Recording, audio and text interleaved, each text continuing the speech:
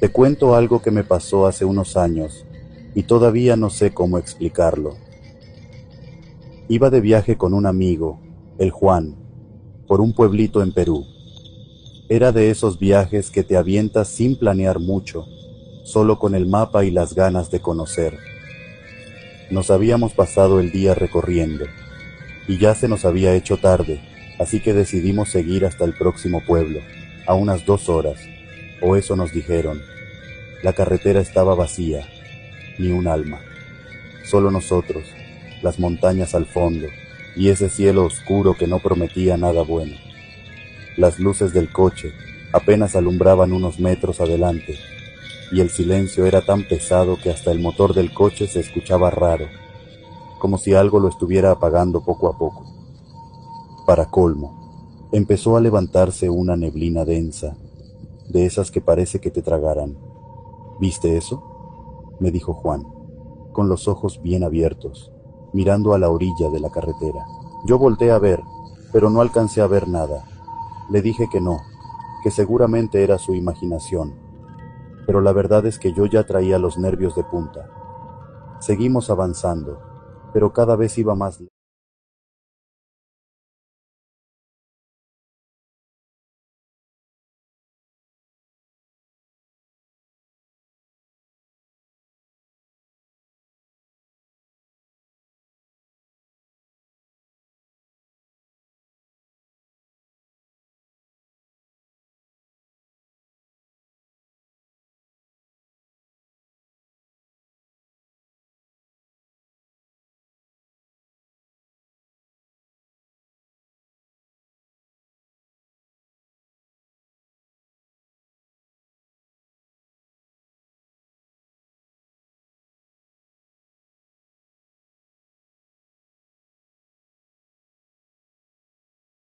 Habíamos dejado atrás, pero no.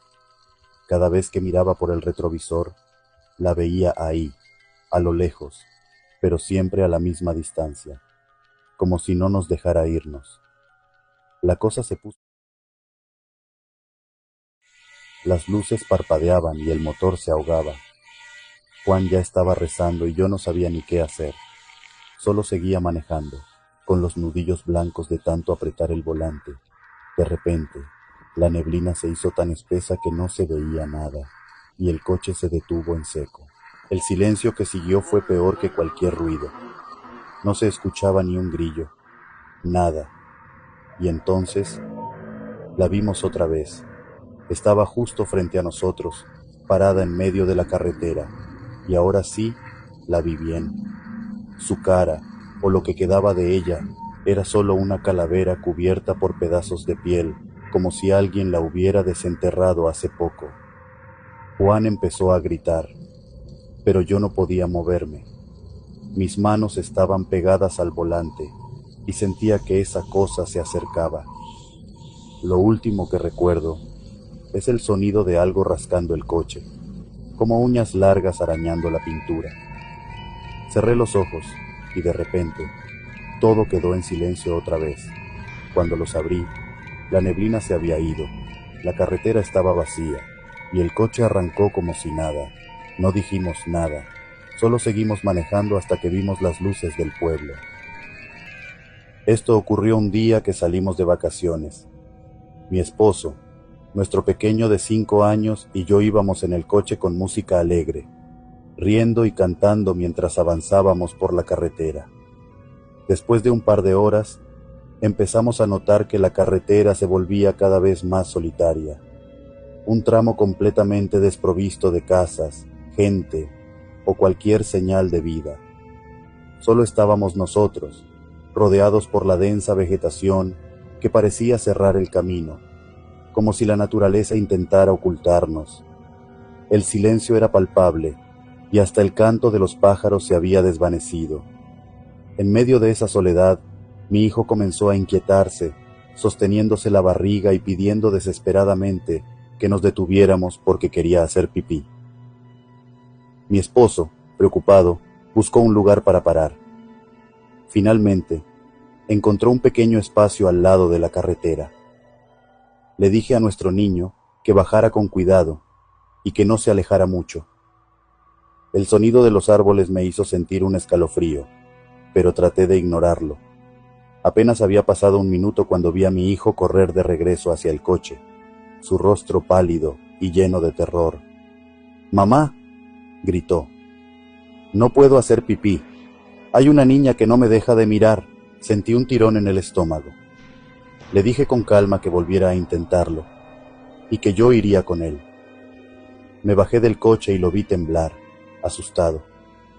«¿Dónde está la niña?», le pregunté, mientras miraba a mi alrededor. No había nada, solo el crujir de las hojas en el viento.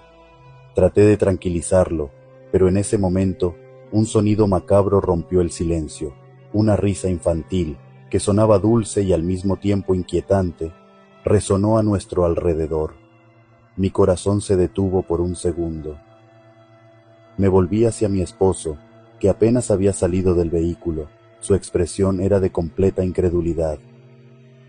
«¿Escuchaste eso?», le pregunté, y él simplemente asintió, los ojos abiertos como platos. Mientras intentaba calmar a nuestro hijo, solo podía pensar en lo extraño que se había vuelto todo. Mi niño seguía insistiendo que esa niña estaba ahí, mirándolo con una mirada penetrante, y su voz temblorosa me llenaba de inquietud. Entonces, mi esposo tomó una profunda respiración y decidió acompañar a nuestro hijo para que pudiera hacer pipí, colocándose de espaldas a lo que él describía como la presencia de la niña. Pero en cuanto él se giró, me dijo después que sintió un escalofrío recorrerle la espalda, como si alguien estuviera observándolo. Volteó la mirada y vio a la niña. Tenía el rostro pálido, con ojos inyectados en sangre y la sonrisa ensangrentada. Me contó que sentía que la niña le hablaba, susurrándole cosas incomprensibles mientras lo miraba fijamente. Cuando se dio la vuelta para señalarme que eso no era normal, ella había desaparecido. El rostro de mi esposo estaba pálido, como si hubiera visto un fantasma. Había algo totalmente mal en ese lugar, un aire pesado que amenazaba con apoderarse de nosotros.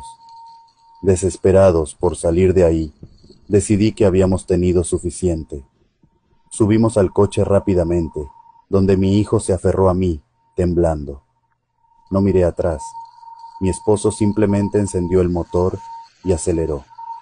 Mientras volvíamos a la carretera principal, la risa seguía resonando en mi mente.